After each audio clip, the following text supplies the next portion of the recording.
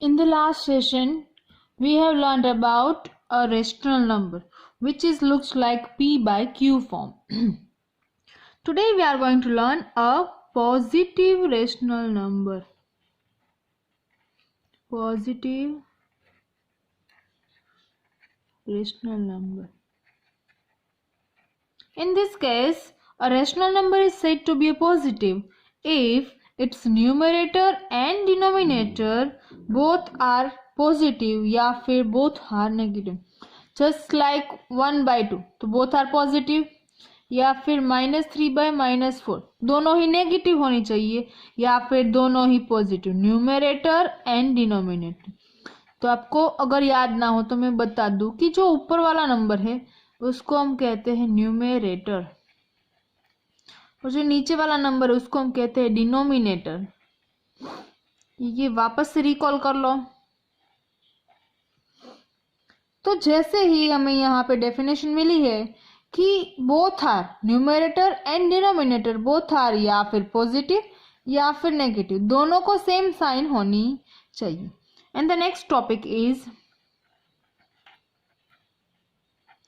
negative rational numbers. In this case, a rational number is said to be negative if its numerator and denominator have opposite side. जैसे कि यहाँ पे मैंने यही fraction लिया है 1/2, तो एक नेगेटिव हो और एक पॉजिटिव हो, दोनों में से एक पॉजिटिव होना चाहिए एक नेगेटिव, दोनों को सेम साइन होनी चाहिए, नहीं मतलब कि ऑपोजिट साइन हो, तो दो ये जो रेशनल नंबर मिलते हैं वो कहलाते हैं नेगेटिव रेशनल नंबर. अब बड़ा ही इंटरेस्टिंग टॉपिक है जो कि यूजुअली आप पहले से ही करते आए हो. इक्विवेलेंट वर्ड आपने सुना होगा, equivalent fraction, equivalent rational numbers. जैसे ही यहाँ पे आज हम सीखने जा रहे हैं equivalent rational numbers. Equivalent fraction किया है तो इसमें ये रेशनल नंबर्स लर्न करने में आपको कोई दिक्कत होगी नहीं. यहाँ पे आपको क्या करना है, कोई P/Q का रेशनल नंबर है, दोनों का इक्विवेलेंट रेशनल नंबर फाइंड करने के लिए दोनों को कोई एक सेम नंबर से मल्टीप्लाई करो. यहाँ पे मैंने लिया है n. n could be any non-zero integer. यहाँ पे n क्या होना चाहिए, n is non-zero, जीरो के अलावा कोई भी इंटीजर होना चाहिए. इंटीजर में आते हैं नेगेटिव, पॉजिटिव एंड जीरो. तो जीरो नहीं लेना है, मतलब कि नेगेटिव और पॉजिटिव कोई भी नंबर्स आप ले सकते हो. एज फॉर एन एग्जाम्पल, यहाँ पे मैं ले रही हूँ 3/2 रेशनल नंबर. मुझे इसका इक्विवेलेंट रेशनल नंबर चाहिए, तो मैं इसको 2 लिया है. n इज इक्वल टू मैंने 2 लेके दोनों को मल्टीप्लाई कर रही हूँ. 3 2 6 एंड 2 2 4. तो ये जो मिला इज इक्विवेलेंट टू 3/2. 3/2 का ये इक्विवेलेंट मिला. ऐसे इनफाइनाइट मुझे रेशनल नंबर मिलेंगे जो कि 3/2 के इक्विवेलेंट होगी. इक्विवेलेंट करने के लिए सिंपल चीज है, कोई भी रेशनल नंबर को न्यूमरेटर एंड डिनोमिनेटर बोथ को सेम नंबर से मल्टीप्लाई करो. The above mentioned result is known as a fundamental law of fraction. इसको हम क्या कहते हैं, फंडामेंटल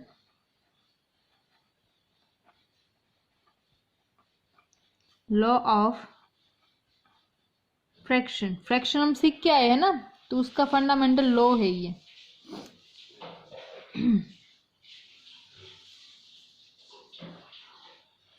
तो चलो कोई एग्जांपल लेते हैं इक्विवेलेंट फ्रैक्शन का.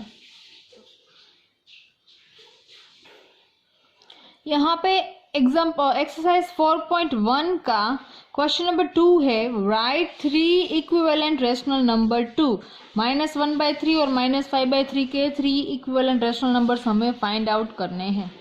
तो कैसे करें, तो एज्यूम करो कि दोनों को मैं 2 से मल्टीप्लाई कर रही हूँ. तो -1 × 2 -2 and 3 multiply -2 6, सॉरी 3 multiply 2, दोनों को मैंने 2 से मल्टीप्लाई किया। ओके, अब दोनों को मैं 3 से मल्टीप्लाई करूंगी तो यहाँ पे आ जाएगा -3 एंड 3 जा 9, और अब 4 से, तो मुझे यहाँ पे 3 रेशनल नंबर जो कि इसके इक्विवेलेंट है वो मिल जाएंगे, -4 एंड 12। तो ये जो तीनों मिले हैं वो तीनों -1/3 के इक्विवेलेंट रेशनल नंबर्स हो गए। ऐसे ही -5/3 के लिए -5 2 जा 10, माइनस की साइन एज इट इज, 3 2 जा 6, 5 3 जा 15, माइनस एज इट इज, 3 3 जा 9, दोनों को 3 से किया ना।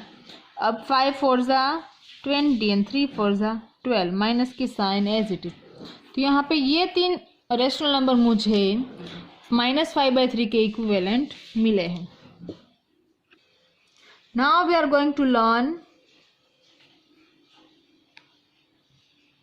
टेस्ट ऑफ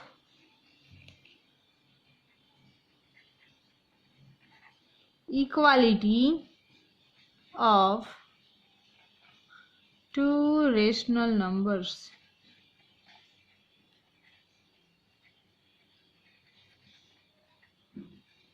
कुछ भी ना समझ में आए तो मुझे मैसेज करके इन्फॉर्म कर देना, स्पीक करके भी कर सकते हो। तो 2 रेशनल नंबर मेरे पास है, p/q एंड r/s।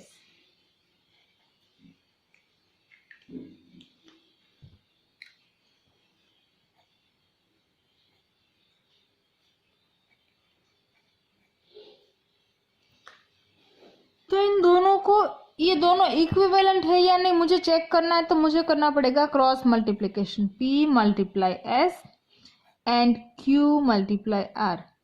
इसका डिनोमिनेटर तो सामने वाले का न्यूमरेटर, ये न्यूमरेटर तो सामने वाले का डिनोमिनेटर, दोनों इक्वल हो गए।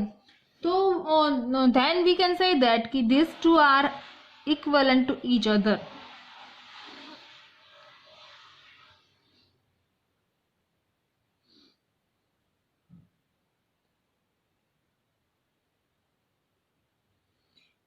अब यहाँ पे एक एग्जांपल है 2/8 एंड -5/20। तो यहाँ पे मुझे बताना है कि ये दोनों सेम रेशनल नंबर रिप्रेजेंट करते हैं। तो इसका जो फॉर्म है स्मॉलेस्ट करके देख लेते हैं, 2 1 जा 2 और 4 2 जा 8, तो 1/4 मिला, दोनों को 2 से डिवाइड किया। यहाँ पे मैं 5 से डिवाइड करूँ तो 5 1 जा 5 एंड 5 4 जा 20, तो ये -1/4। This two are not equal, that we can say that कि ये दोनों सेम रेशनल नंबर रिप्रेजेंट नहीं करते हैं। चलो ये टेस्ट ऑफ इक्वालिटी का एक एग्जांपल मैं यहाँ पे आपको देती हूँ, 3/4 एंड 12/16। ओके, तो इन दोनों का मल्टीप्लिकेशन 16 3 जा 48 एंड 12 4 जा 48। These two are equal, that we can say that कि 3/4 and 12/16 is equivalent to each other।